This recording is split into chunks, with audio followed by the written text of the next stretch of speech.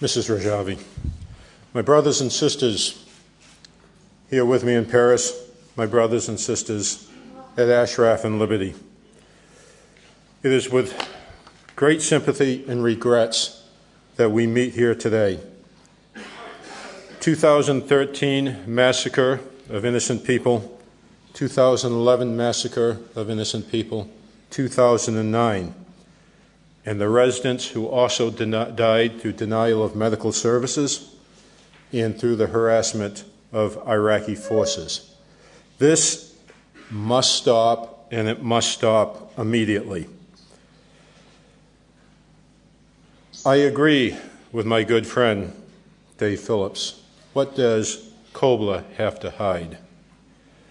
If Kobler is too much of a coward to go into Camp Liberty after an attack, then I should never have received this email from the United Nations about 10 days ago telling me I was denied of being willing to be the security officer for Camp Liberty.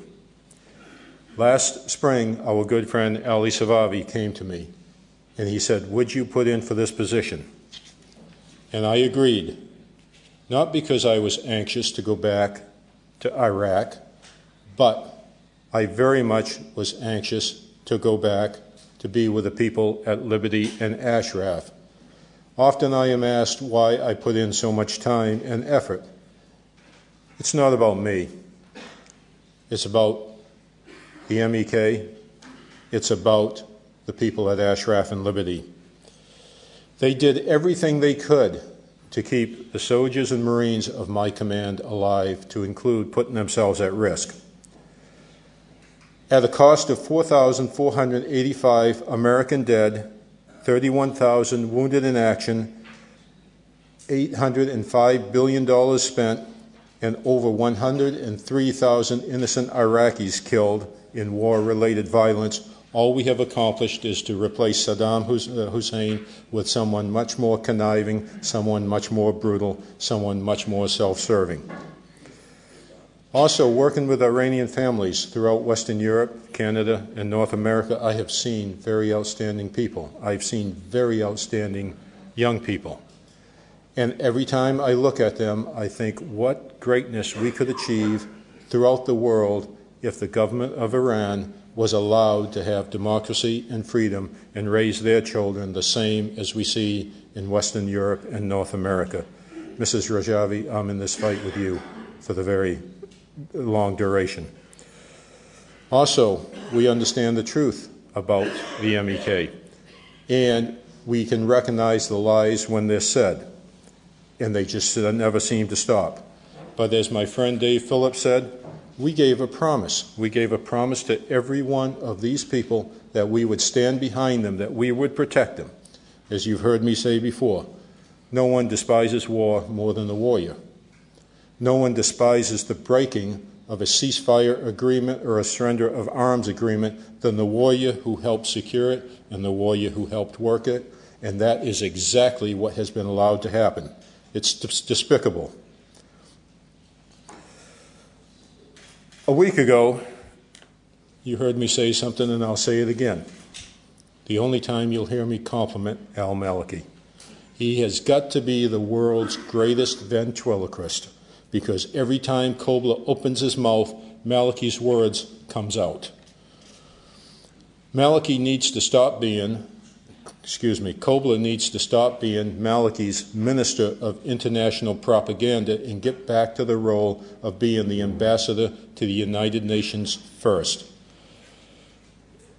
Please allow me also to speak not only as a former camp commander of Ashraf, but as the first anti-terrorism officer for all coalition forces in Iraq. This rocket attack was a professional military operation. It could not have been done by a militia or a rogue element. To land scores of rockets in such a small location requires reconnaissance, ground surveys, and a lot of practice. This was a Quds Force operation working with the Maliki government.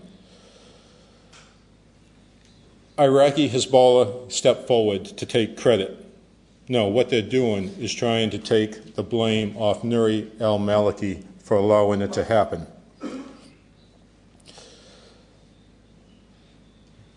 This attack had to come from multiple vehicle platforms.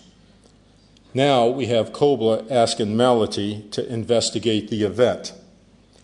That equates to asking Adolf Hitler to investigate the Holocaust. On the 24th of January this year, the United Nations announced a special investigation into civilian deaths from United States drone missions.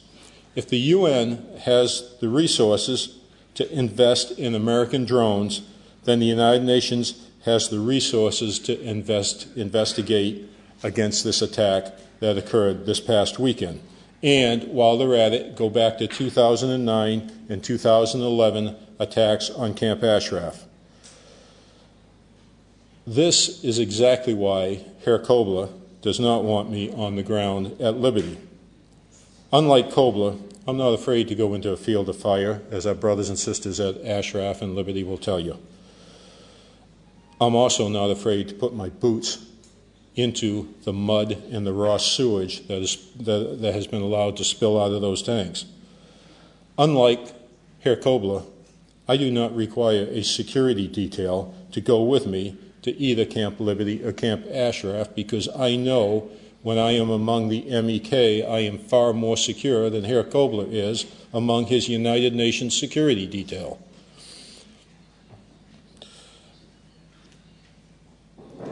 The United Nations needs to work hard to bring all the residents back to Ashraf as we work hard to move the residents out. And the residents need to be put under United Nations security control. I will say this right now, the United Nations needs to do better on that mission than they did with their security details in the Congo. Despite the promises of Herr Kobler, this temporary transit location, once promised to meet humanitarian standards, has failed. Of all people, Herr Kobler should know, you do not achieve peace in our time by yielding to a dictator. He knows the horrors of Dachau, of Bergen-Belsen, and Auschwitz. And unfortunately, he has allowed Camp Liberty to become not only a concentration camp, but an extermination camp. In the future, when atrocities are committed at Ashraf in Liberty, Herr Kobler needs to stop protecting Maliki. Furthermore, Herr Kobler has no right in the future to say, I did not know, because Herr Kobler has had all the opportunity to know, and instead he has hidden the truth from the world.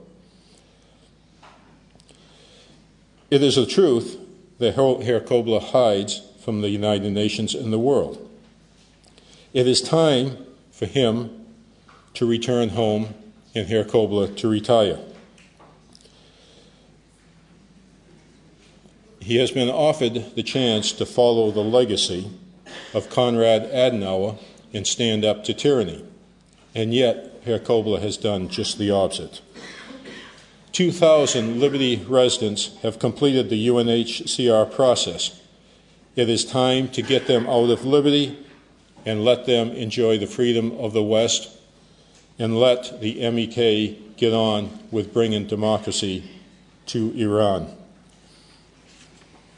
The Secretary of State, John Kerry, we appreciate his responding to Governor Rendell's call to follow up on the rocket attack. You had very good friends in America.